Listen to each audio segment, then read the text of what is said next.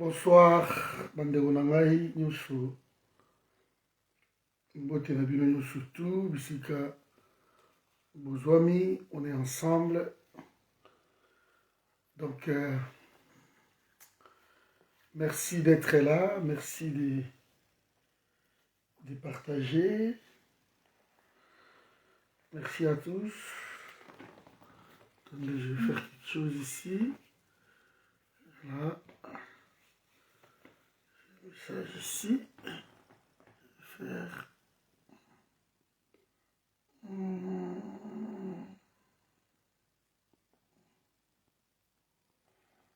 Oh, c'est ça. Pas déranger. J'avais déjà fait.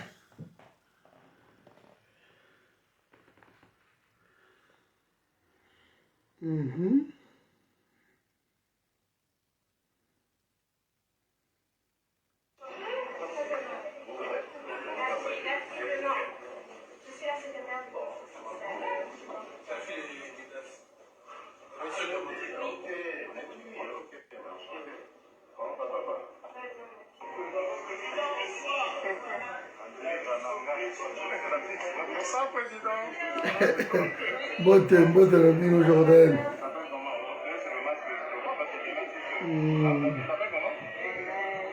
Bote.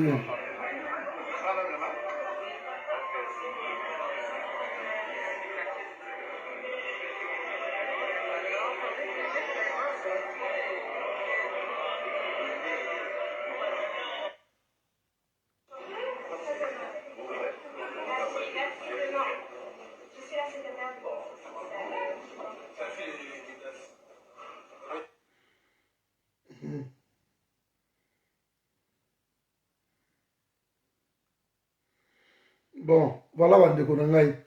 Merci na zo la bino ko partager. Namona beaucoup de bobimi. Non, c'est la bino ko partager. Merci à tous.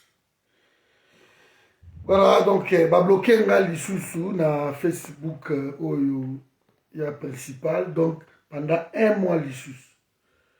Oyebi musala na bango yango wana kuna ba blokaka nde balingi. Heureusement, la famille qui tout ça toujours na deux Facebook. Yango yo tout ça na mususu. Yango to continuer to sur un peu makambo oyo likaki kola lelo.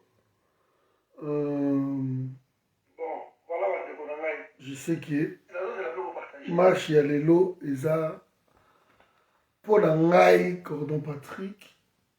Marche ya lelo, c'est une réussite. C'est une réussite parce que ils ont marché moko va piéger Ndeko Félix et malheureusement Félix a tombé na panneau wana. Partagez la vidéo vous au monde, partagez a tombé na panneau, a tombé na bêtise wana. Félix a tombé na erreur wana. Je suis très content. Voici un homme, Oyo, autour de soi, autour naïe, ba tchélié, ba kabiliste.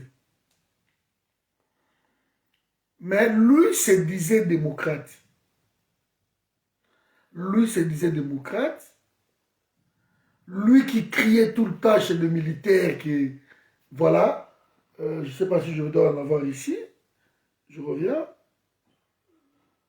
Lui qui criait tout le temps chez les militaires, hein, que tozo bundelabino, tozo comprendre te, tozo awa ponabino, tozo awa ponabino. Je vais mettre une vidéo, Bogoyo Kango. Et ça c'est Félix qui parle. Hein. Ça c'est Félix qui parle. Bon la main. D'un vieil homme de 84 ans. Là, c'est Félix qui parle. Perturber la liberté des gens, c'est quoi ça? Non, on ne discute pas aujourd'hui, on parlera une autre fois. Demandez à vos hommes de dégager l'entrée, s'il vous plaît. Demandez à vos hommes de dégager l'entrée, s'il vous plaît. On va y aller. On en parlera une autre fois. Mais sachez une chose, le combat que nous menons, c'est aussi le vôtre. Vous devez le savoir. Quand vous tirez sur nous, vous nous faites du mal, voyez Bagaque, Zozo Bundapona, Bana Nabino, Basi Nabino, Basa la dignité, voyez Bagaque. Ah oui. Voilà. Moutazo Loboyo. Et ça, Félix. Félix a le baron de. Parce qu'il y a père d'ailleurs. Père d'ailleurs. 84. Mais vous embêtez vous perturbez la liberté des gens, c'est quoi ça? Non, non, on ne discute pas aujourd'hui, on parlera une autre fois. Demandez à vos hommes de dégager l'entrée, s'il vous plaît. Demandez à vos hommes de dégager l'entrée, s'il vous plaît. On va y aller. On en parlera une autre fois. Mais sachez une chose, le combat que nous menons, c'est aussi le vôtre. Vous devez le savoir. Quand vous tirez sur nous, vous nous faites du mal, voyez Bagaque, Zozo Bundapona, Bana Nabino, Basi Nabino, Basa la dignité, voyez Bagaque. Ah oui. Nous, Zozo Sa Nabino Moussala, et c'est nous que votre bateau, Bagnon, Wagabino, Valia Gabambon. Mais, quel paradoxe! Quel paradoxe! Donc, quand cet homme criait, voilà.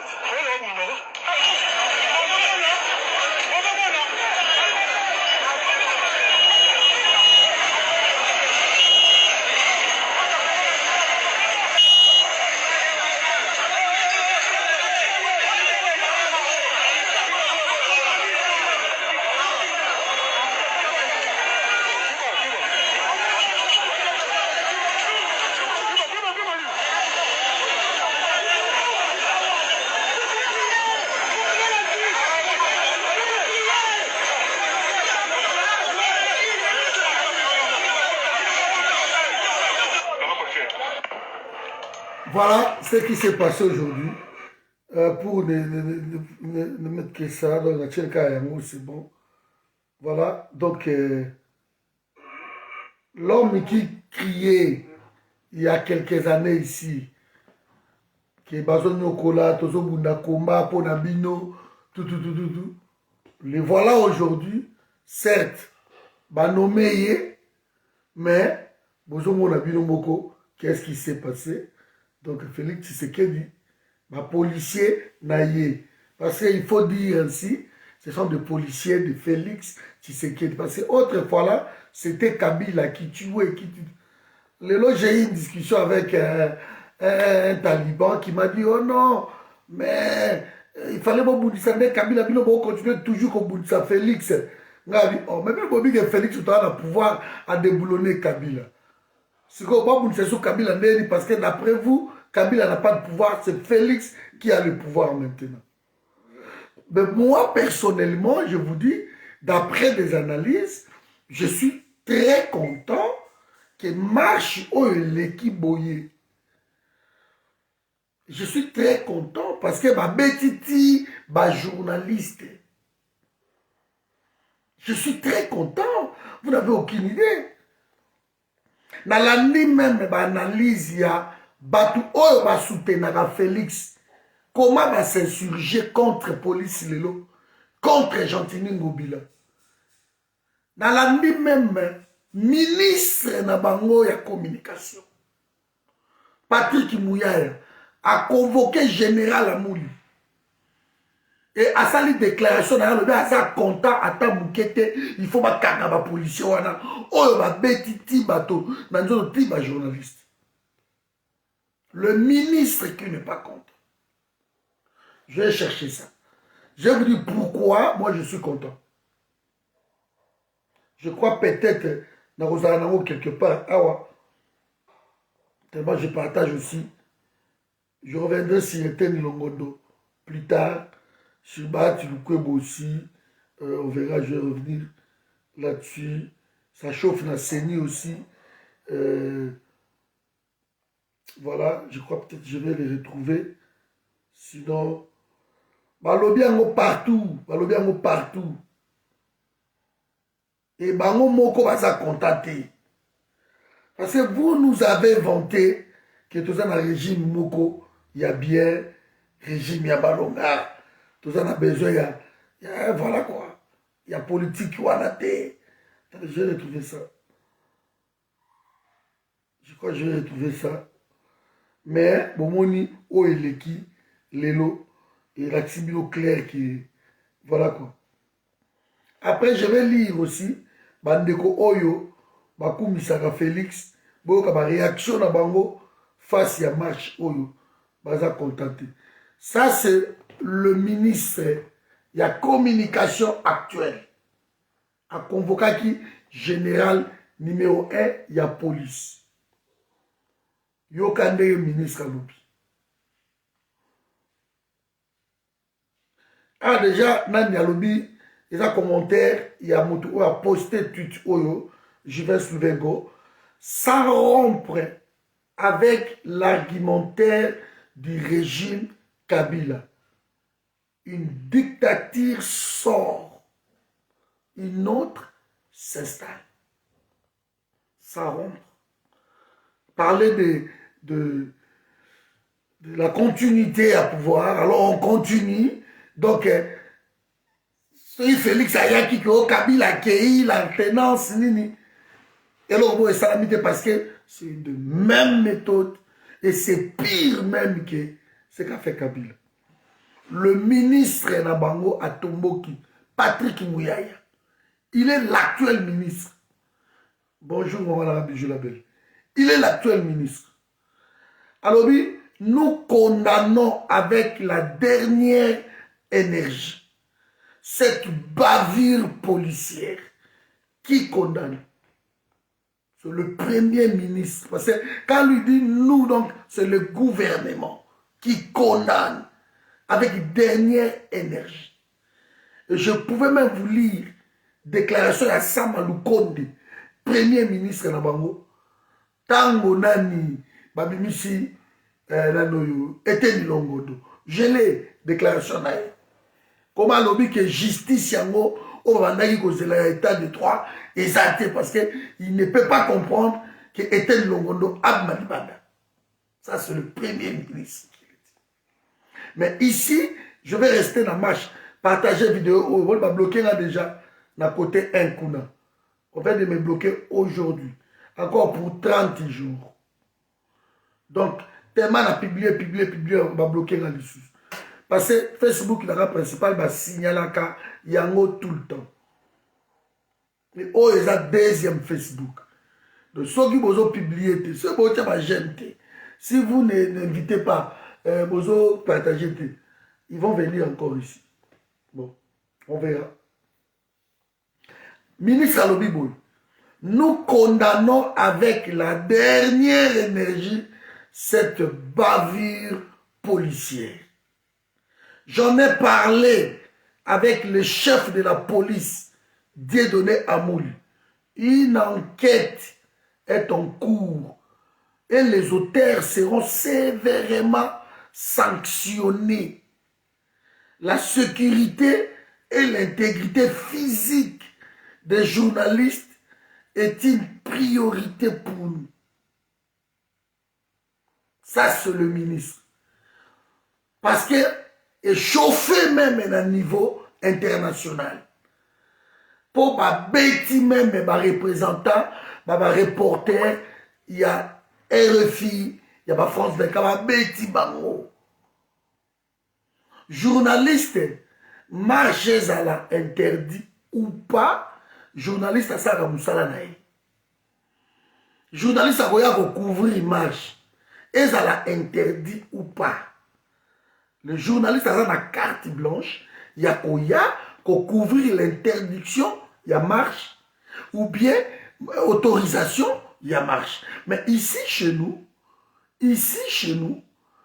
dans un régime, il y a information, pas de l'autorisation, de l'information. On vient, on informe. Okay? Donc organiser marche tel jour. C'est le bourgmestre ou comme un gouverneur ya ville azali wana, c'est lui. Mais à cause de la disposition maintenant avec ma policier, ayebisa bango abi bon, marche comme ça la tel jour, bako banda boy droite, bako kende gauche, bako kende côté tel. Alors, bo sécuriser marche. Et les gars écouter bango nini. Ceux qui va sécuriser qui marche wana. Ba yeba ki marche wana. Bato alamuka bakende ki tire ba CPI. Bakende ki déjà côté la communauté internationale na misu. Bakende ki marche wana za ki surveiller. Félix après avoir koya awa na poto atamboli partout, c'est un démocrate, à sali ba éloge banin banin. Mais comment est-ce possible l'opposant principal va organiser marche ou la ramification qui va l'église catholique qui va tout va pas dire ça la marche parce que ça ne va pas. Et ça qui marche à risque. Il ne fallait pas quoi un piège voilà. Et c'est gentil Ningobila, les kabylistes, ne baso ça la tout ba quoi il sa Félix. Ils n'ont rien compris. Kasongo na la commission place wana. Mota commission Kasongo place wana ezana. Hein? Eza Kabila mota tche Kasongo wana. Kabila lomona ikanyama a remplacé par Kasongo. Mota tche Jantini Ngobila place wana ezana. Mota tche Jantini Ngobila wana. Eza Kabila. Félix n'a rien fait. Félix a récupéré Kaka. Bama solo ya Batouana a récupéré, Bama a récupéré Guad, a récupéré. Mais ils sont tellement aveuglés par le tapis rouge, par le pouvoir, ils ne voient pas les enjeux. Il est tout le temps à l'international, à la recherche. Les locaux qu'après ma bavi, on a le Sénat américain. Bah, comme l'IRDC, par le même ambassadeur de Bango, bah, qui est M. Maïkamer. Peut-être qu'on va vous changer bientôt. Parce que le lobby au Maïkamer, on s'en est à Mabé, il y a pillé Congo. Un ambassadeur n'a jamais travaillé comme ça dans un pays à Batou. Sénat commis. Alors, c'est inadmissible comme on a démocratie à RDC depuis que Félix Amatouana, démocratie est quittée. On arrête des journalistes, on arrête tout le monde, on n'a pas le droit de parler. Il y a une dictature, il faut que ça la surtout pour en finir. L'être à Sénat américain. Voilà Bouzoba, Yabatu Oyo. Moi je suis content parce que ce sont les cas qui autrement, ceux qui Batoba Bima, Bakende. En tout cas, Félix a gagné. Que non, voilà maintenant la démocratie, voilà Makambongo Yango. Mais bavure et salami, Lélo, mes amis, je vous ai dit, la mouka continue un point. La mouka continue un point. De place, Bavandi Wana, non, dans ma déclaration à ma journaliste, il y a ma ministre, il y a Batou Nabango, va s'insurger contre ça. J'ai trouvé encore une autre déclaration. Toujours, il y a Batou Oyo, va soutenir Félix Tshisekedi. Vous allez encore entendre. Je vais prendre d'abord Sonia Rolé. Sonia Rolé a lobby RDC Kinshasa. La manifestation de coalition de la Mouka Martin Fayoulou a été violemment réprimée par la police. Martin Fayoulou a été contraint de remonter dans sa voiture, tir de gaz lacrymogène, passage à tabac et vol. La presse a aussi été visée. De haut nom, déjà, Amnesty International va au Kota Masolo. Oumani Wati va au Kota Masolo. Donc, une bêtise grave. Ça ne pouvait que passer comme ça. Parce que Félix, tellement, il n'a pas la légitimité. Alors, il y a ce monde en haut qui non, mais il a Fati. Il a peur. Est-ce qu'il a peur de Fayoulou? Oui. Il a peur de Fayoulou. On a demandé justement si vraiment on encadrait Marchi Allélu, ça pouvait coûter quoi? J'ai trouvé encore une autre déclaration. Donc, je vous dis, Je suis très content. Et là, je vais vous montrer un journaliste, Nenge, Bazako Betaye, Bakangi, journaliste. Patient.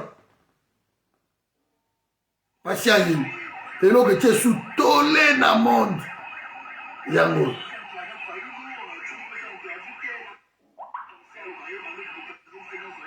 Donc, et ça lui tolé dans le monde. Tolé. Oh, Fayoulou, c'est comme la presse internationale. Bazaki Wana.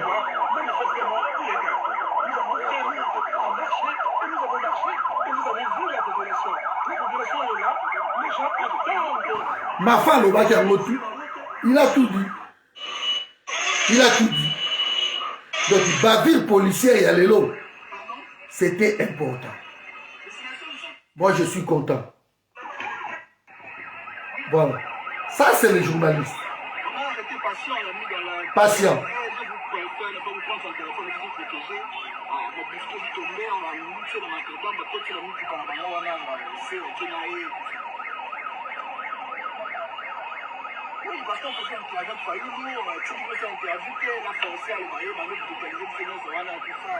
Tout ça, c'est tellement bien.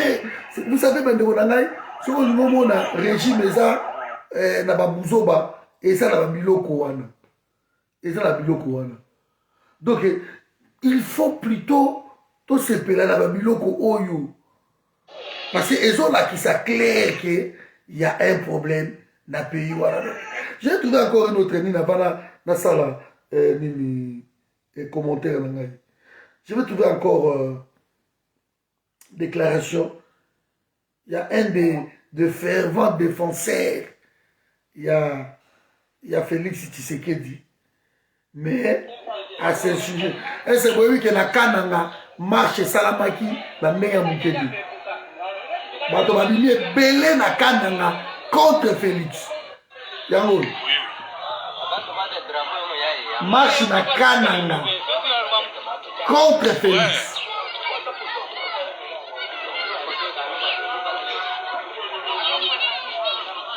Na Kananga marche Salami contre Félix. Vous imaginez na fief naïe. Na fief naïe. La fief naïe. Fief naïe naturel. Marche Salami. Donc, allons ça va. Mais nous avons une déclaration moko. Il y a une comme ça, na continuer à analyser. Bon, supporter, attendant pas partager vidéo. Donc, on continue, mes amis. Moi, c'est ça, bien. Il ne faut pas qu'on regrette le logo eleki. Le logo eleki, ça lui tellement kitoko qui. Et voilà quoi. Et ça lui tellement bien. Et il faut qu'on ait marqué. Action M. Salami a bien. Batumbi, drapeau, Nyon Sotou. Il y a États-Unis. Batumbi Yango. Batumba qui drapeau aux États-Unis. Batumba qui drapeau à Grande-Bretagne. Batumbi drapeau à Allemagne. Hypocrite. Batumbi. L'Allemagne qui est un pays hypocrite. Voilà. Batumbi Yango. Donc, Batumbi, drapeau à gauche-droite. Et c'est important pour moi, franchement, dans ces pays. Dans ces pays Makassi. Bon, je vais prendre la déclaration que je vous avais promis. Voilà, Yangoyo. Oyeza, Timothée Choucha. À comme on le regarde à la télévision, Bobi Zagina est un grand combattant. Donc, il est partout, analyste, journaliste, politique. Mais marche Oyo. Alors, mon indignation et condamnation. Une violation flagrante de l'intégrité physique. Rappel, chaque répression violente du régime passé était attribuée à Joseph Kabila du fait de sa responsabilité constitutionnelle. Comme il était le numéro 1, chaque violence passée, tout a été attribué à Joseph Kabila. Parce que c'était le numéro 1, les garants.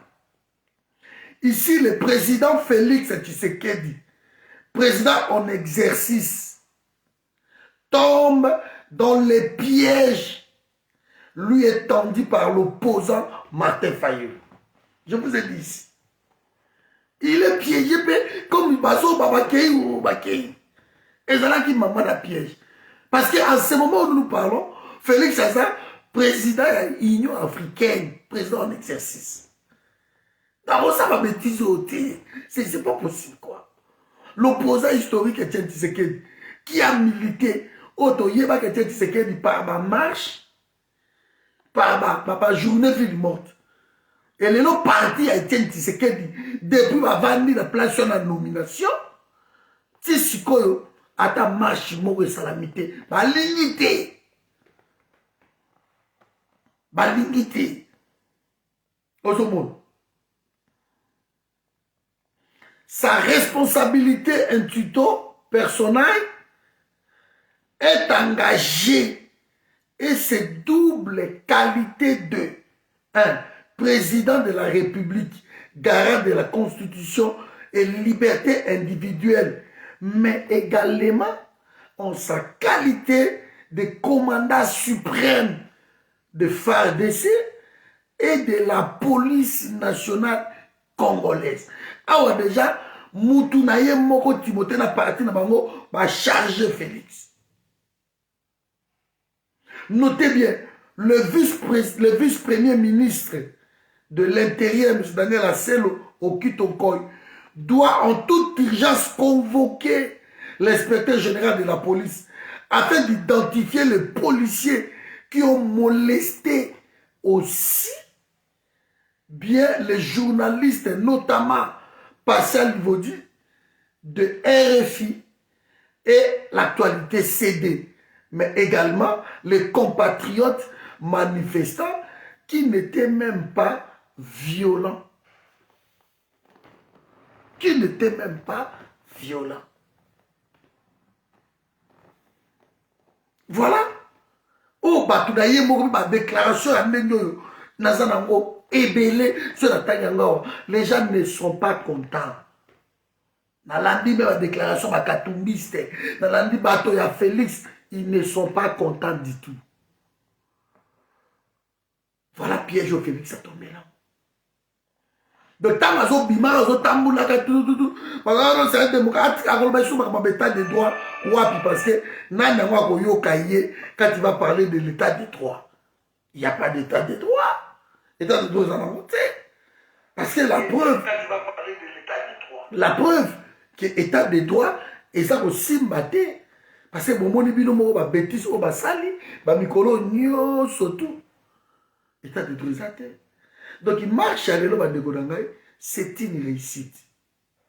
Et la communauté internationale, nasi tokolandango, awa bisotu, na ba RFI lelo, ba Afrique tokolanda yango, ndenge ba simbi ba journaliste, ndenge ba beti bato, ndenge ba ke même ko simba Fayulu na nzoto, ba tie kutu ba misapi bani.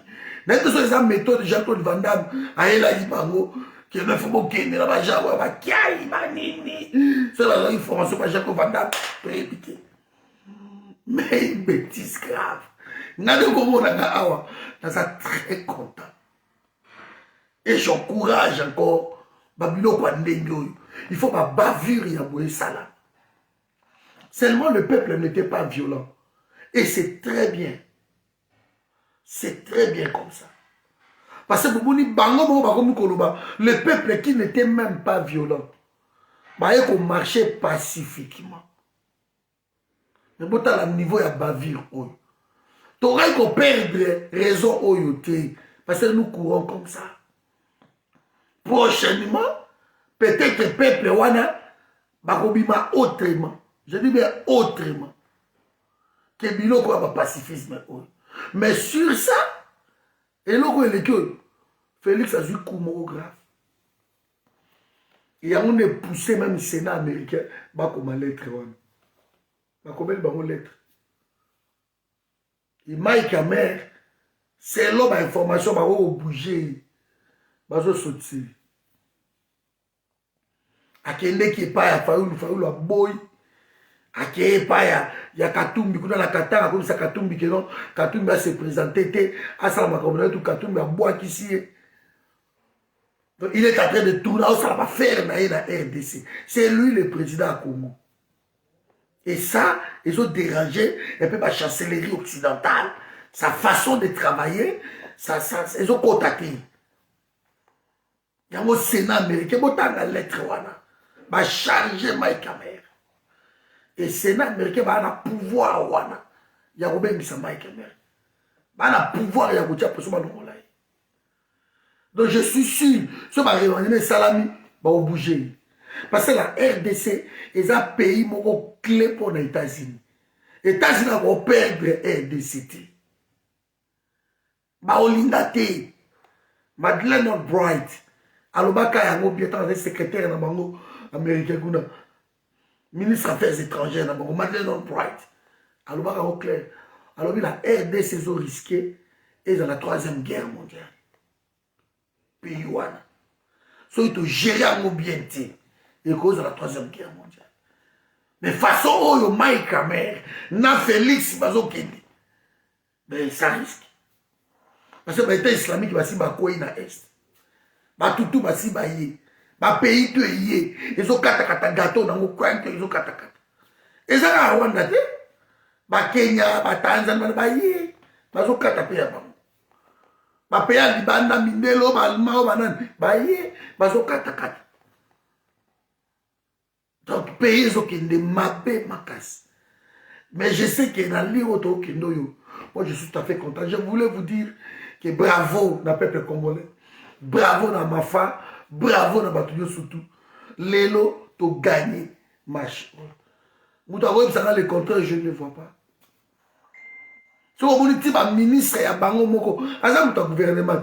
Politique gouvernementale, voilà. Mais le ministre la Bango Moko, c'est il y a une scission. Et Bango va aussi même le ministre intérieur. Attends la caille à Chantilly Ngobi. Parce que Chantilly a Salango, pourquoi Salango? Pourquoi Chantilly a Salango? Dans le livre du journaliste Moko, il y a cash out. Il y a Bango Kuna, il y a Igno Sali. Alors mais est-ce qu'on ne pouvait pas seulement encadrer Machoana? La marche. Donc, quand on encadre, il y a un motif. Est-ce qu'il fallait violenter les gens comme ça? Est-ce qu'il fallait le faire? Je vous demande une marche érotique à Masolo. Togoyoka Masolo. Na marche. Parce qu'ils sont qui vraiment violente dans le niveau au Sakanati. Na Bukavu, kuna batumbi poste. Ya Bukavu mobimba, batumbi yango. Kuna ezalaki week-end ezalaki kuna don même RTNC ezalaki na batumbaki yango na butu batumbaki yango des autres bato babimi partout hein. Na Équateur kuna na ba image tout je vais commencer à balancer bato babimi partout na Congo tina kananga na fief ya Félix siège na ETF naturel. Bato babimi pe babimi mukete, babimi ebele pour dénoncer Félix. Comment elle va gagner les élections? Mais il faut qu'on ait beloko moko. À chaque bavure, oh, yo salama bacha, peuple azo ina Félix.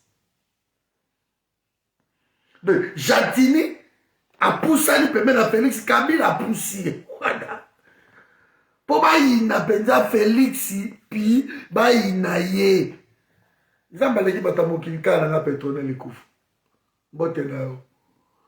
De pourquoi il n'a pas dit Félix parce que oh te salami lelo Félix il n'est pas la singa na kingo ça gentilité. Félix a comme aye ba quitter yo le gandé yo non parce que ma gouverneur nyo surtout bazo appliquer politique il y a président de la République. Ce sont des présidents dans ma région na Bango qui appliquent la politique il y a président de la République. Donc, les gentils n'ont pas la politique qui mon côté, oh, ils ont Félix. Ceux qui Félix, ça veut dire qu'ils sont démocrates. Ils ont instauré l'état de droit. Mais vous avez toléré ta marche, Moko et Salamati. C'est une bêtise. C'est une bêtise. Donc, quoi rien le soute. Et ça la double casquette, c'est le président en exercice de l'Union africaine qui voyage partout, gauche, droite. Ne fallu la lobby à charger. Il ne fait que voyager aussi ça bon à l'état à Kenya, il passe son temps qu'à voyager. Ma femme auto chargée. Donc, merci à tous. Moi, je suis content.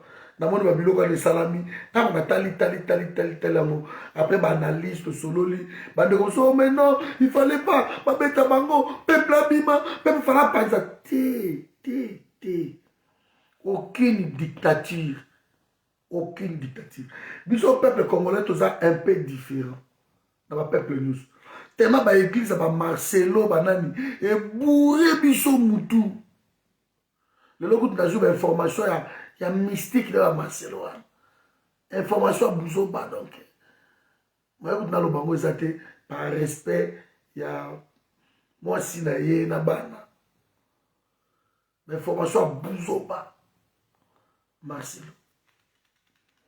Mais je ne peux pas, moi, je vous dis, mais je vais vous dire, bala na yeni balo ya bomba bango na ndako abimisaka bango te na soni toyebi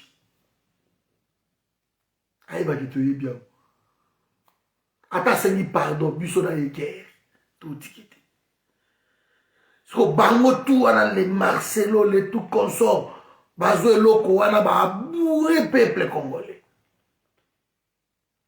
banyokoli peuple congolais soko peuple wana bazo la mukana pongi mais malembe. Quand le peuple est trop religieux, c'est ça le problème. Alors, toujours mingi, je suis content. Toujours charger peuple trop. Il faut. Mais peuple wana,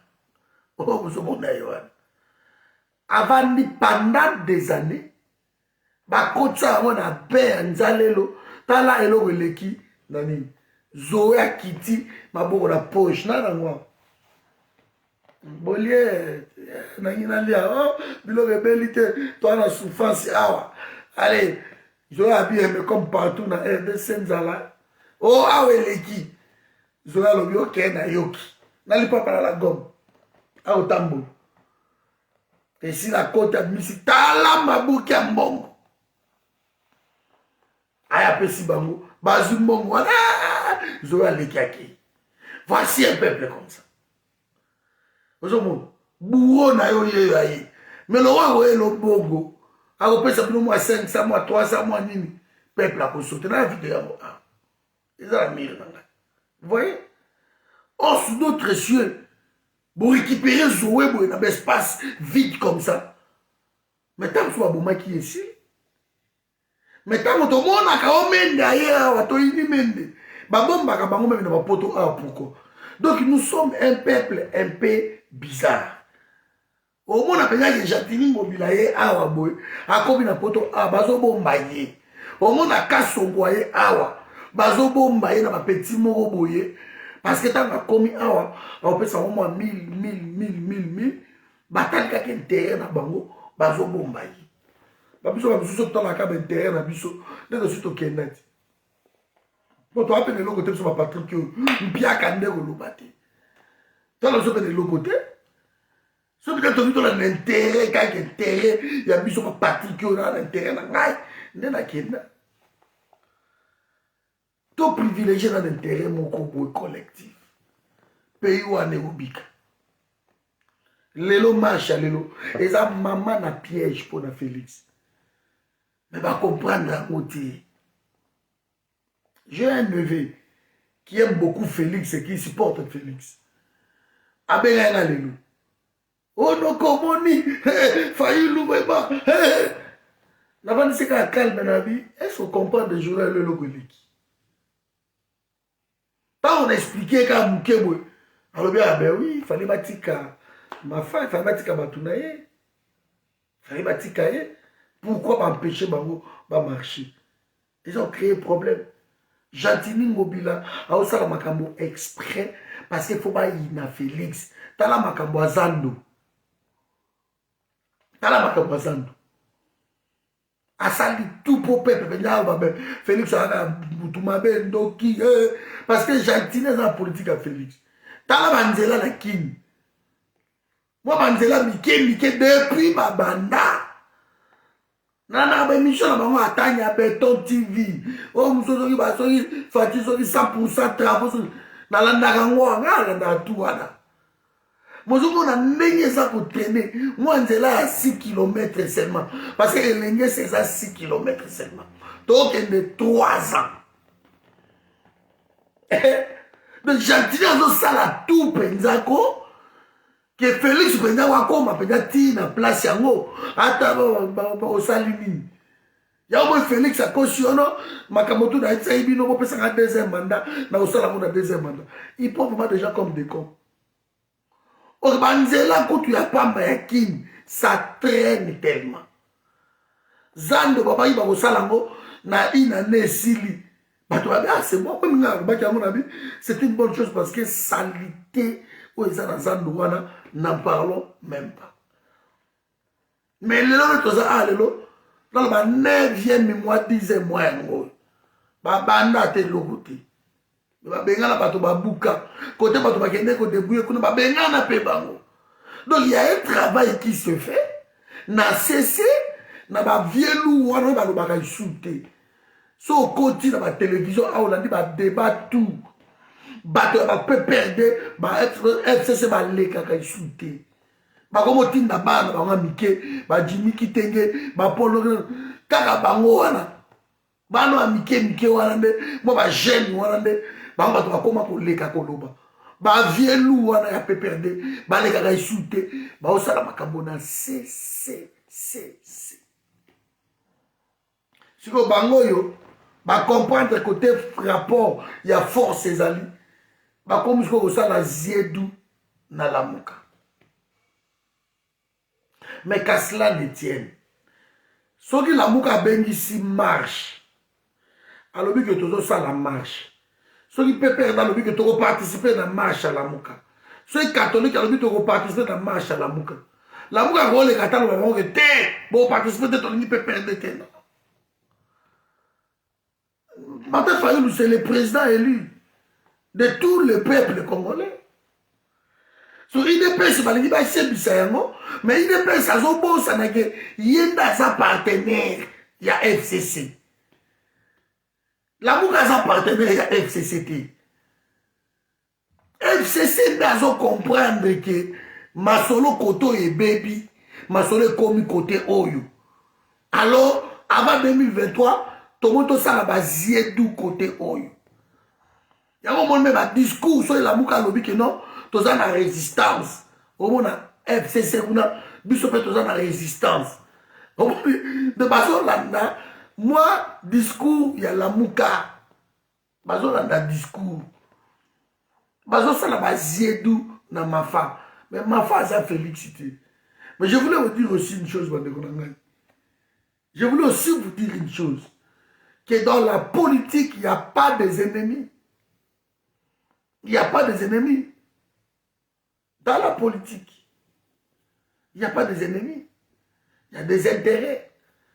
Donc, PPRD, azomona que non, bato kutu pas na bango, bato sou on a tellement Félix a travaillé ma bé, bato va dire ah mais PPRD dans ma quand même bien, bato va quand même bien, tout ça qui na moi sécurité na kin, pour que ces amis tout ça moi colia bien na kin, tout ça qui m'a été, aux hommes malgré courir à 8%.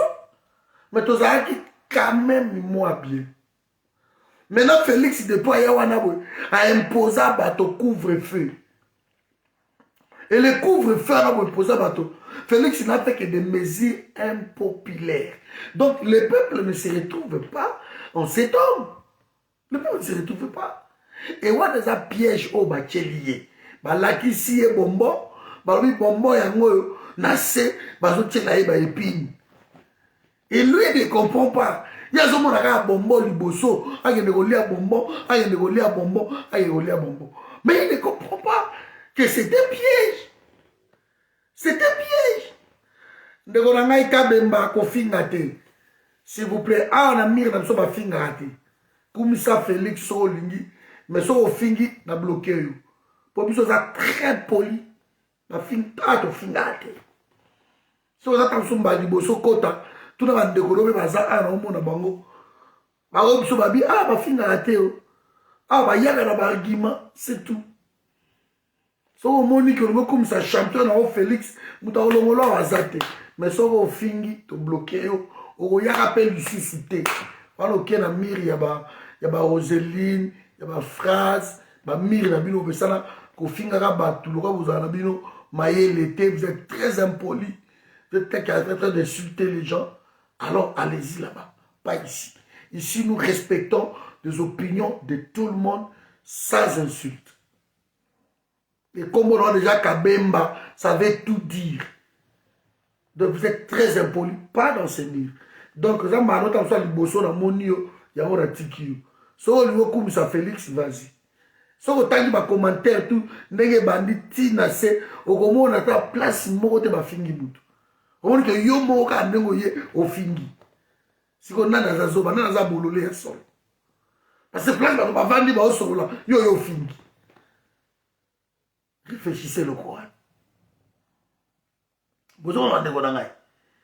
Donc, c'est ça le problème pour tout ça dans mon canapus. On tend un piège comme ça. Et l'homme aille, à côté. Allez, n'a Félix, n'a Zokende, n'a Fati, Béton, n'a Okende, Kochurake, Boazongi, Boake, Boazongi. Qui pouvait imaginer que, oui, le lot, quand on a tali, imagine tout, va dégoût. Quand on a moni ya kananga, on a dit ambo. Et t'as la batte belé na balabal, ya kananga. Mais qui pouvait imaginer que na kananga, bato bako obi marche contre Félix? Qui pouvait imaginer? Et kuna kutu na kananga, kuna mila kutu asale lokote. Bavure policière et salami na kanangati. Je suis sûr que même les policiers au bazar na kananga, ils en ont ras-le-bol. Parce que niveau y a souffrance, où ils ont la province ouana. Ils ont la province où ils ont la souffrance dans le Congo actuel comme les kananga. Il n'y en a pas. Même les bandes nous a bien. Kananga, l'élo souffrance dans la province ouana. Où ils ont la province ouana. Il y a un monde qui a ras-le-bol babimi. Dans le monde, Félix Sakena, il y a un kunate, Akiparane, il y a un ras-le-bol aussi. Babi to kufa te pour na mboka, o pour na ndeko na biso zo boma biso to kufa non. Il y a un discours ba ndeko so balobaka to yebi ndako na ye, to yebi papa na ye na limité. Ce sont des conneries comme ça. Parce que bato ba kufa te pour ba yebi ndako Félix. Pour ba yebi place à Kolaki. Pour ba yebi ba master na ye ba coûter. Non. Et vous ça le matin. Bato kufa te pour na ye. S'il est incompétent, il est incompétent. Même ceux qui ont master dans voisin. Non. Parce que tout le monde a scène moko surréaliste. Un président de la République qui est bloqué dans le hôtel. Il faut régler ma facture à Liboso. Je n'ai jamais vu ça depuis mon Kilebanda. Je n'ai jamais vu ça. Depuis mon Kilebanda. Et le président de la République a béni ton père comme mon conseiller n'a pas dit mais pourquoi vous faites ma facture en athée? Maman n'a pas foutu tes président. Ma facture pour former yango na yé nango. Na so ba foutu. Et le président de la République a été examiné. Donc l'excellence est qui ma maison Congo. Je ne peux pas comprendre ça. Beaucoup je ne peux pas comprendre de l'Okouana. Je ne peux pas. Je ne peux pas comprendre le quoi. De ma fouta, on va facturer. Ma fouta. Dans ce niveau, il y a Sony Yandengiwana. Dans le niveau, il y a Sony Yandengiwana. Mais on va soutenir Félix. Nous sommes au monde, nous sommes au Baye, bamsu bavananya balobaka lisusu te loka bawakancha babao banano oyo banotya makelele wala balombaka bakanga minoko na bango balobaka lisusu te de Félix a désarmé bango assisa bango tout a dépluiement bango c'est que elle croyait même que non Félix Rose à la boue rien donc Boboulou n'a dit que tu phrase on a changé combo azongi si Eric na vite zongi sa phrase incarné to yeba kayo wana osala ba vidéo kokumisa Félix changer combo buku masola va attaquer donc mes amis je vous le dis que l'excellence a quitté cette maison. Alors comment on va accepter que cet homme revienne encore en 2023 na bilan mini on peut s'abattre, il n'y a pas de bilan. Mais je suis content, Mukolo Lelo, je suis très content que Jantini Ngobila sa lelo kowana et j'encourage Jantini Ngobila à continuer kakandenge wana. Jantini faut continuer ndenge wana. Malo il faut que bomata ba journaliste Jantini. Boma. Kasongo boma tirer ces journalistes. Parce que tant on va yebisa bino oui, même les États-Unis, Salamaka. Si le président de la République a vendu un poste clé à la République, a tchaka batunaye. Donald Trump a vendu un clair à bino, il faut na tia nini batunaye, bachaka toujours batunaye. Procureur général de la République, au moins papa a tia mouton obédience naye. Ça se fait comme ça. Beaucoup de gouverneurs, il y a ville locale à Kinshasa, un meurtrier, un criminel, moi, province à Mouké, à Yumbi, kaka. J'attends quand même pas que tu as pharmacie à Pamba. Pour récupérer le coton à Kabila. C'était pour un travail. Et Jantini est en train de faire un bon travail pour la Kabila.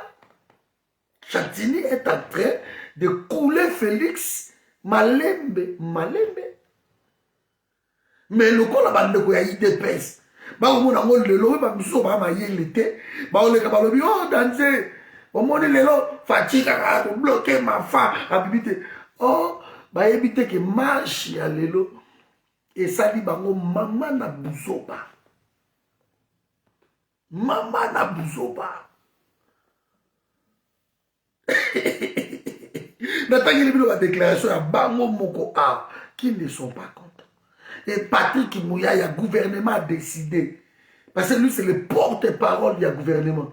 Alors, il ne faut pas qu'un policier wana ou pas ça li bavir wana. Parce que il faut accepter un motif. On a ma déclaration à Sony.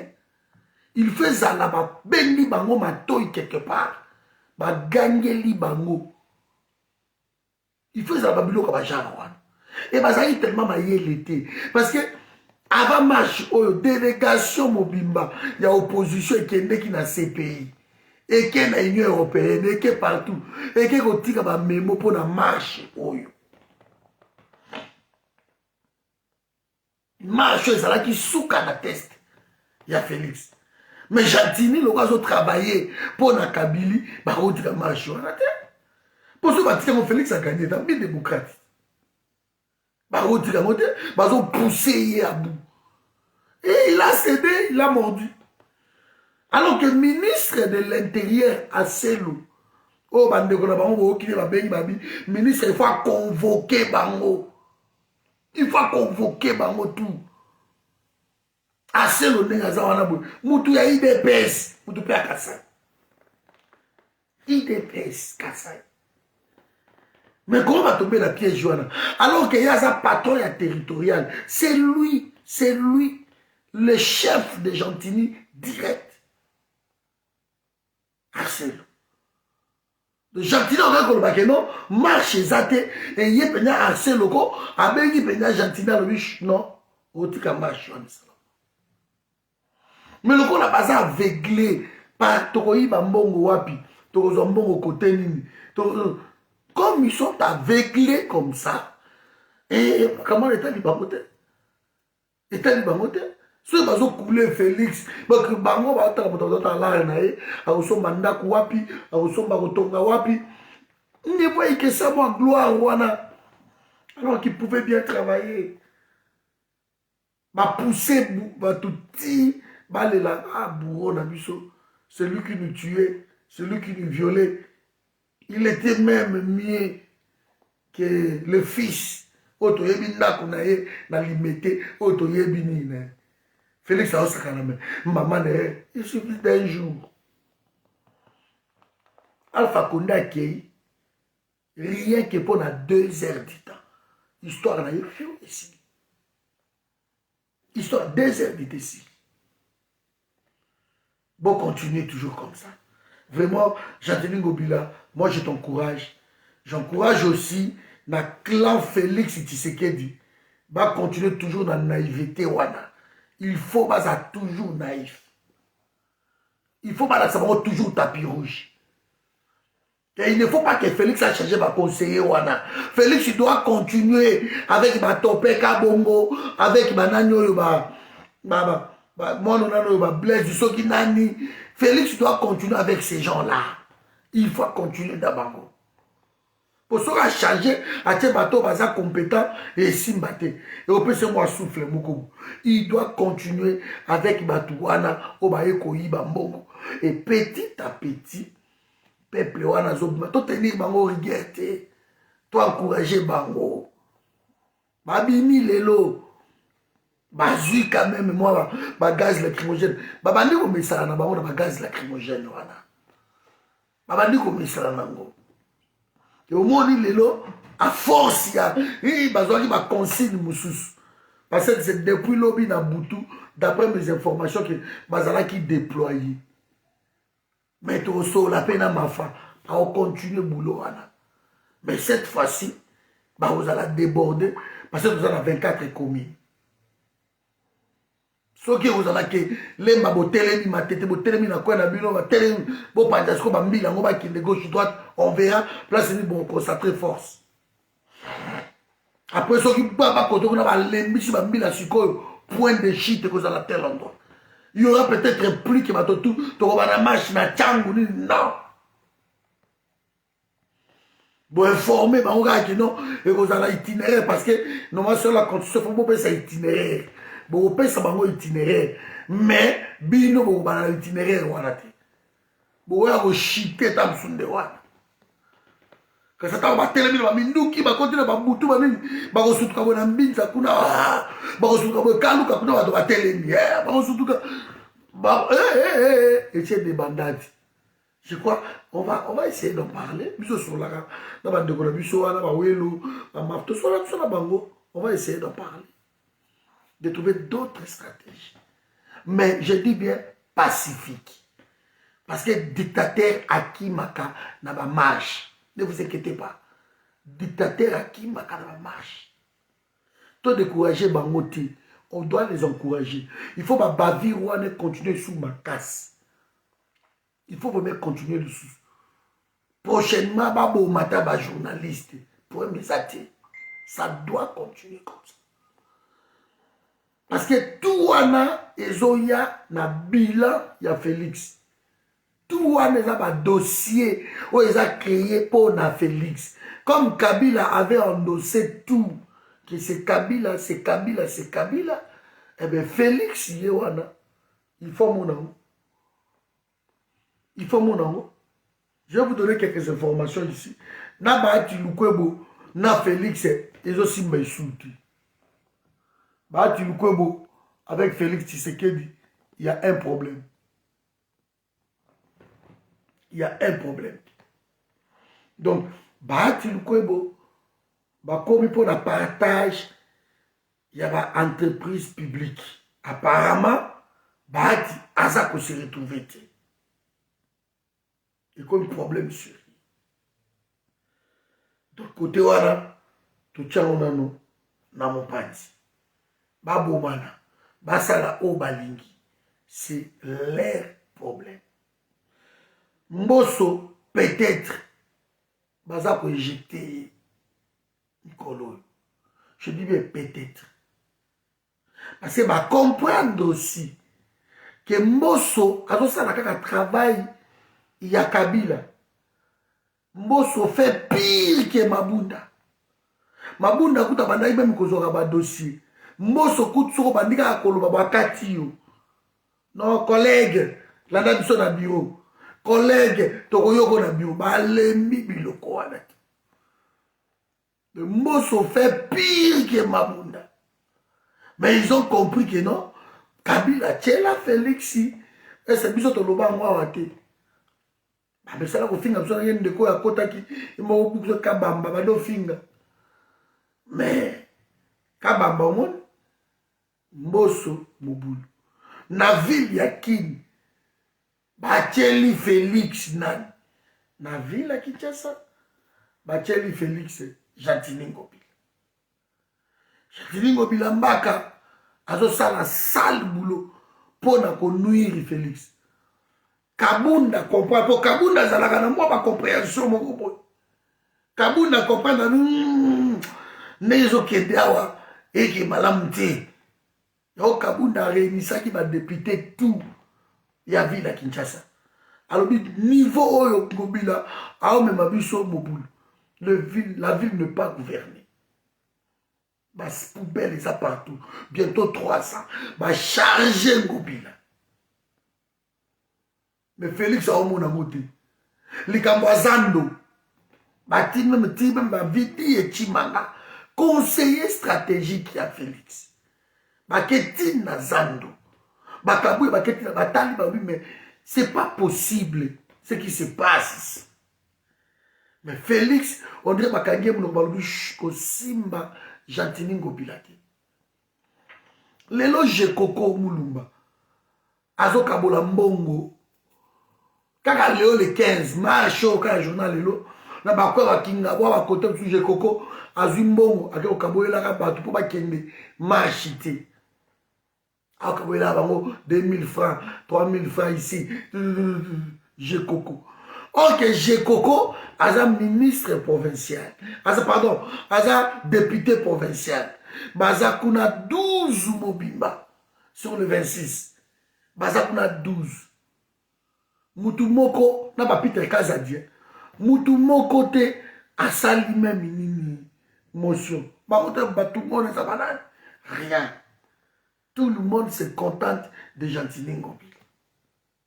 Et Jantini a comprendre. Ceux qui ont vidé chantier oyo avant.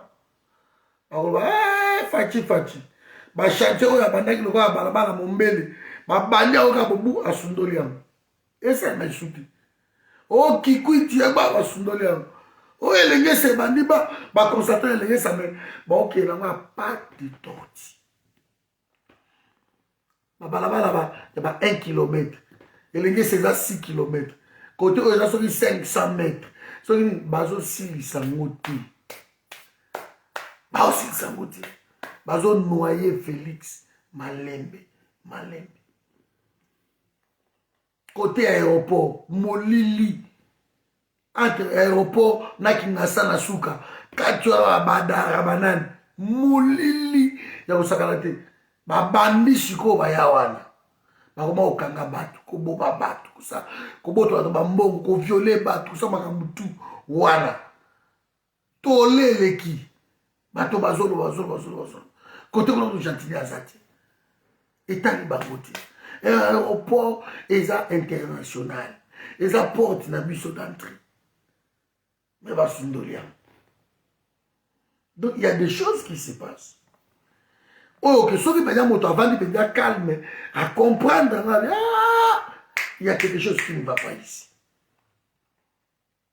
Il y a quelque chose qui ne va pas. Marche ça, même n'a pas. Na mandara na bwende. Marche ça, il va te babimaki. Mais mila ya pas. Bava ina bango. Ma déranger. Ma déranger là na image. Badéragé te bambila mo baparatio na baprovince banani mingi badéragé na bango batuti parce que bazomona eloko moko te baomona na mandaka kutu marche sa bato babimaki bamona bango eloko te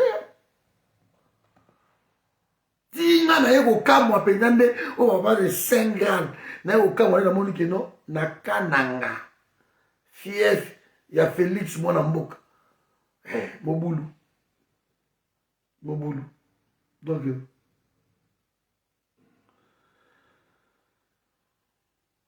voilà donc on continue dans tant que la bino déclaration ya ndeko moko bari ba tout le monde a dit la répression de la manifestation de ce jour est une preuve supplémentaire que Chilombo est un véritable pantin.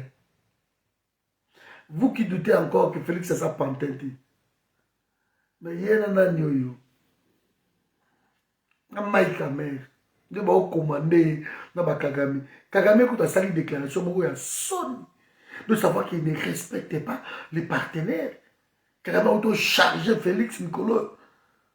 Mais comment voulez-vous vous reprocher Batou?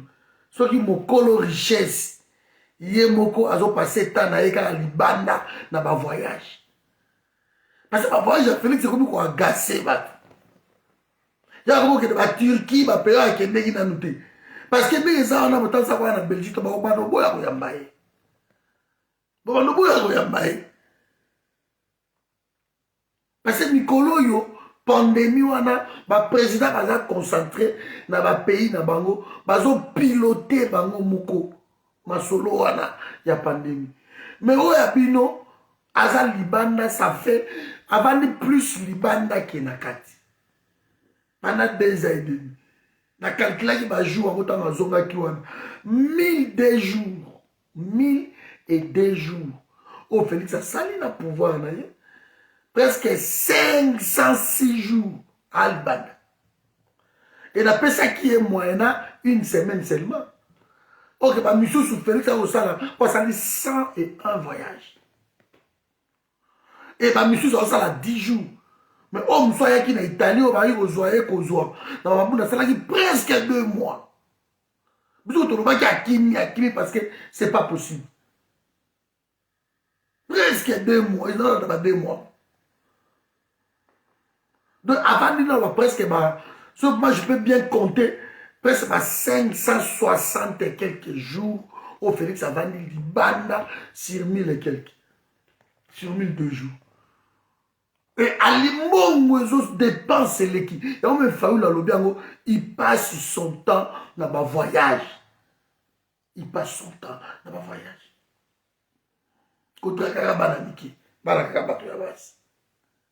Il passe son temps. Donc, Eza moi, ma mingi, mais que voulez-vous? Que voulez-vous? Non, là, c'est bon quand même, le Moko, bon, on a président Nabino, Namboka. Au cordon, yo bon, ma Makambutuka Poli.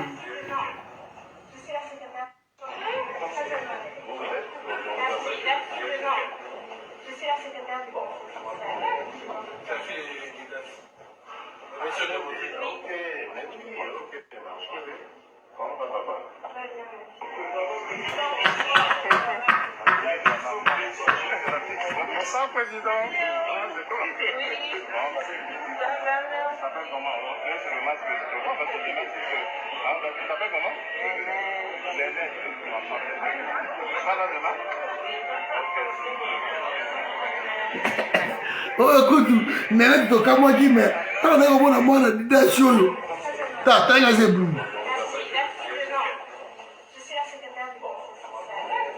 T'as un Simbi.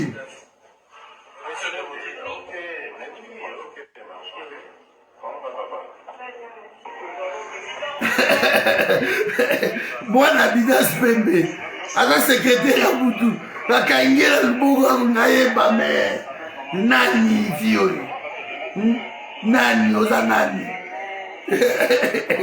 azo mfayeba même si babina asa secrétaire ya mutu mais tu t'appelles comment? Donc ma vie président asa Bwana Adidas. Ok. Boni papa, ça va? Ok. Ok. Botaou eleki, Botaou. Botaou eleki. Voilà, donc bon, on est bien encore. Ma vidéo, il y a pas d'anga, il est kébéli. Ça s'appelle comment? Moi, la batte. Moi, on a dit d'Aspendi. Ah.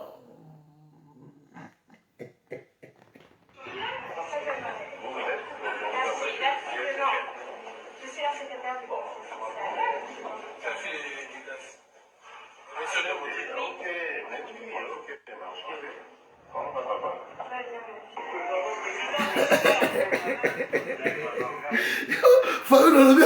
Il passe son temps à draguer ma amitié. Et ça m'a amiki. Bon, taou et qui. C'est ça m'a amiki. À la secrétaire, il faut à la secrétaire, il y a un de ses conseillers, je ne sais pas. Je suis là, mais t'as la nègre simbi moi dans la roboko. Parce que moi, moto, moi, nini. Mais, ça veut pour qui? Mais on a une sous-soyo. On peut pas y pembe à talate. Mais on a une sous-soyo. On a une sous-soyo. Ben, ici, mais président, ça secrétaire, il y a ce garçon, il y a comme bien été. Ah bien, mais ils insisté caca. Hein?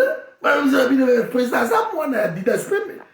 Est-ce que ça fille à botter la Kabila, t'es moi, non? Pour dire, ça peut être moi, d'ailleurs, beaucoup, na Kabila, à botter. Nyama ya Rolia, fille en a un abattoir. Félix a son sacanate. Il tire sur tout ce qui bouge. Qu'est-ce que ça dit? Quand l'ingate, moi si na akendo kuta na Félix, comme mekelo ko walate. Comme regardez. Aligné kota la jipe le kate, kota bougé. Voilà le bail que ça à la présidence. C'est pas étonnant. Ce qui a passé tant longtemps, Liban na Mboka. C'est pas étonnant. C'est pas étonnant. Maman Amazon nangai beauté na ondo sakala pembe na wana. Meka kunoke. Autour na wana motote. Bozo mo ngade ko nangai. Botaou eleki Félix boy. Na bana basi bana mike. Eza kiloté. Donc et ça m'a mis. Mais bon, que voulez-vous? Voilà mes amis, ce que j'avais à vous dire. D'abord, je vais une vidéo à la souka. Mais, bon, était ni longondo abimi. Étant était ni longondo abimi. En tout cas, c'est pélité. Même Premier ministre, je crois que je vais trouver une déclaration là. Il y a Premier ministre là. Si j'arrive à trouver ça, attends qu'il y a bien quand même. Hein. Si j'arrive à trouver déclaration là. Attends qu'il y a déjà un ministre là-bas. Des batombo qui va vivre ou va se payer dans mon thé. Je crois que je vais terminer par là. Hein. Bon, il y a encore un problème. La CENI Kuna. Il y a vraiment un sérieux problème la CENI. Église, musulman, confession musulmane, boy kadima. Encore de nos Kamba. C'est basé sur le principe selon lequel la fraude corrompt tout. L'imam Cheikh Youssouf Djibondo Kapipi. Pour y avoir un représentant musulman, représentant légal, vient d'assigner à comparaître les 6 confessions pour saints privés irréguliers accomplis par eux, affaire à suivre. Donc, ils ont dit Rohinda, Yango Yokuta, ils ont Rohinda. Et à ce qu'on a lettres, des imams musulmans déclarant faux et frauduleux les procès verbaux de 6 confessions religieuses pro-Kadima et invite le président de la République, Félix Tshisekedi, à ne pas investir les personnalités proposées par les groupes de Dodo Kamba. Pas musulman, pas musulman, pas bon. Donc, voilà. Mise en place de mandataires publics. Modeste Bahati bloque la machine. a bloqué le mandataire public. L'Éternel est satisfait, exige encore une part des lions. Quelques élus qui ont requis l'anonymat déplorent la gestion opaque de la mission d'une rétribution cavalière. Ils promettent de fixer l'opinion discipline. Donc les torchons brillent de l'autre côté là-bas. Voilà. Et je crois, c'est ce que j'avais. Drapeau, batumbi, geste wana na sepeli na motu, de batumbi tumbi drapeau wana, de batumbi nini, kuna na nini oyo na mboko nini, de batumbi na nini. Mexico yo awa, yokana no, George Katende, o basalaki na noyo muto na noyo mukuna, bora on basalaki wana, na bêtise na bango wana, soki tade nini soki nini. Les Congolais qui sont au pouvoir pensent que nous sommes des enfants. Je l'avais déjà dit que Eteni était arrêté pour du théâtre et qu'il allait être libéré comme cela vient de se passer. Ceux qui ne suivent peuvent se rappeler ainsi va état de droit. Ainsi va état de droit. Voilà, donc voilà ce qui se passe. Et puis Kagame a chargé Félix. Alors si les propriétaires des ressources naturelles parcourent le monde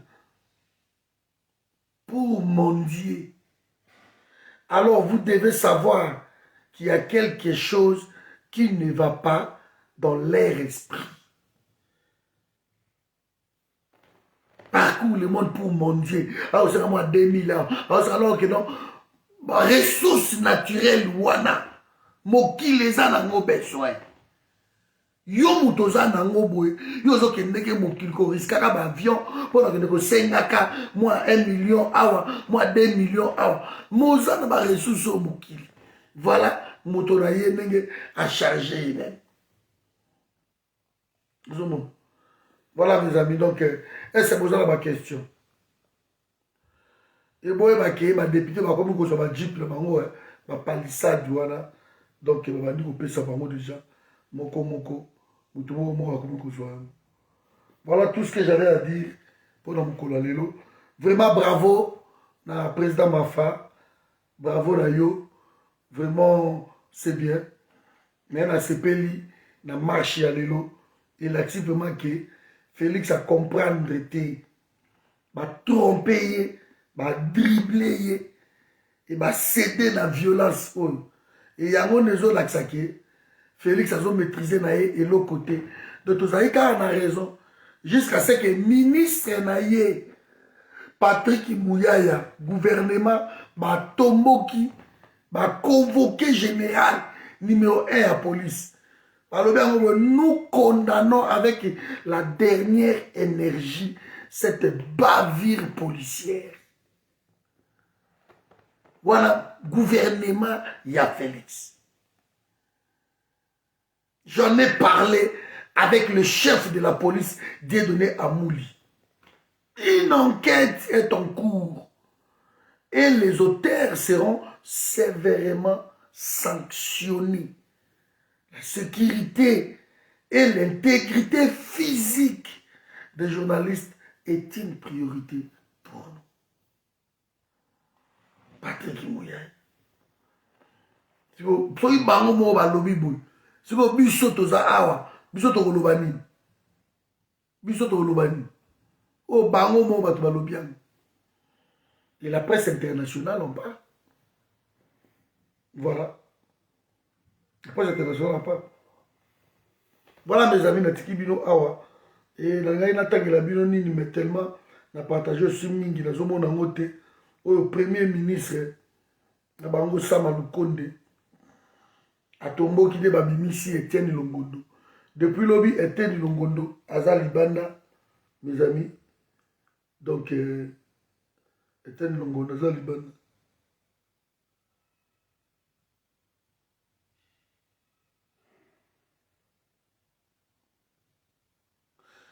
Voilà, donc Chine apesi soutien na ye na Kivu. Ndenge ba interdire ba société na bango wana ya buzoba oyebi ba société wana baboyaki bato bakota. Donc vraiment Chine aza d'accord pour ça. Donc voilà, makambo ezo continuer yango yo. On est ensemble. nazolukila bino nini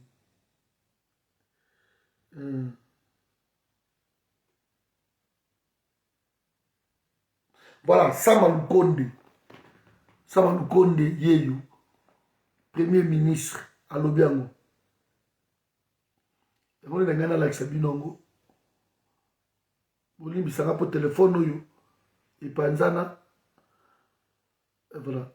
La liberté provisoire accordée à Longondo Eteni démontre que l'état de droit tant chanté n'est que pour le règlement des comptes, pouvant sombrer les pays dans les violences, dans des violences.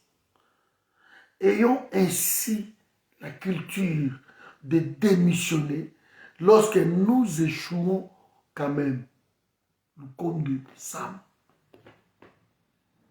Comment à quoi on biloko? Parce que tant que bimisi était Longondo, vraiment et ça li buzo ba osakanate. Pour ba kangi était Longondo. Ayibi mbo wa danse na makambo ya Covid. Ba muyembe il fallait ba kende, il fallait ba tout ba kende. Lokola ba conseiller à Félix bazawa na bazo travailler ba ko ba liaki ba mbongo ba nani tout basali ne surtout au lieu que ça ba loko na aleka na table ba misi elle était Longondo et Félix yoyo alobaki yango à chaque fois que nos justice et ça malamu il se plaint un chef de l'état qui se plaint la justice a payé naï dans la pays Afrique dictature naï zande ya buzoba oyo mais ba o ana ko imposer te na ifaki bino ba magistrat tout oya tia tout ya Kabila ba général Amuli wana tout Kabila mutatia bango tout ba posto baza actuel c'est Kabila qui les a mis là et bazo sa musala parce que ba yebi que ceux qui Kabila kei ba perdre bango tout ba ko perdre donc il faut pas garder Kiri na bango yango Félix c'est comme un intrus bazo pousser na ba faute à Kende. Yango peuple a baillé. Si na ba fief na yemoko naturel, peuple a baillé. Siko bolo bani. Ana moni kutu image a chwapa yango. Oh na chwapa, na bwende. Ba police ba mission ba ba boy ko bima. Ba vai na ba place moko ba manifester ba ken. Mais voilà. Na tiki bino a ba ndeko na ngai nza ba pambola bino. Et puis je crois on va se voir. On va se voir bientôt. Biloko balobaki tout eza lokuta. Donc baati oyo abandi kutu badéclaration ya buzoba contre gouvernement asepeli te na makambo eleki alobi baisse des prix de surgelés. Baati appelle le gouvernement à tenir compte des intérêts des consommateurs et des opérateurs économiques. Baati abandi. Voilà, donc, pourquoi pas bien au bolinga qui bon.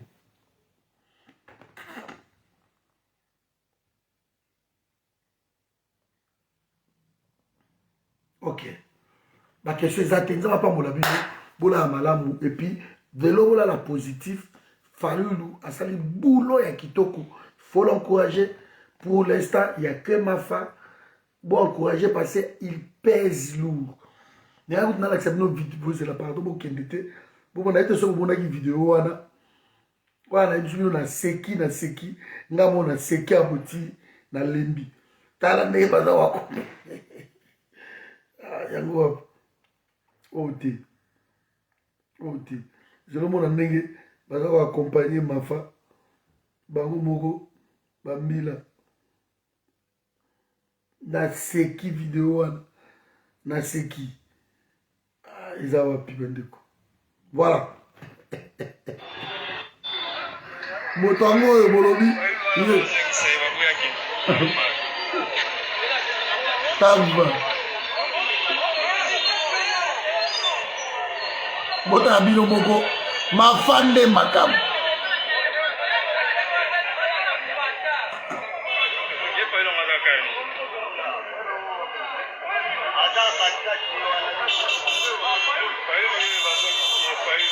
bota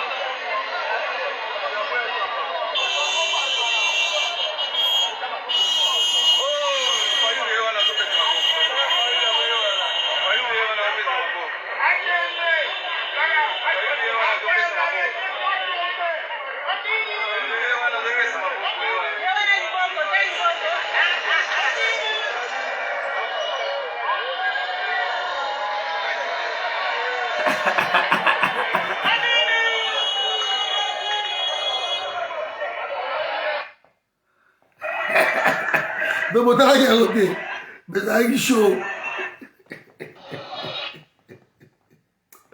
en tout cas bravo bravo na bacongolais partout na Congo bravo tokolinga nalandela nouvelle ya Bukavu nayeba bijino batumbaki wana soki esalami ndenge nini batumbaki yango na butu poste to ya Bukavu batumbaki yango siège ya ba RTNC banaki to batumbaki yango na Bukavu donc tozala totala basuite ya bamarche yango nazwi mwa baimage ebele mais mingi na kopiblie yango awa pour na Facebook principal on vient encore de me bloquer pour un mois baotobimisa ngai il y a 2 jours 3 jours une semaine ici pour bloquer ngai pour un mois après bloquer ngai sukuna pour un mois trop de signalements mais on s'en fout on continue donc ça va aller j'ai trouvé toujours les moyens de vous informer bola malamu kima omboka bino ciao.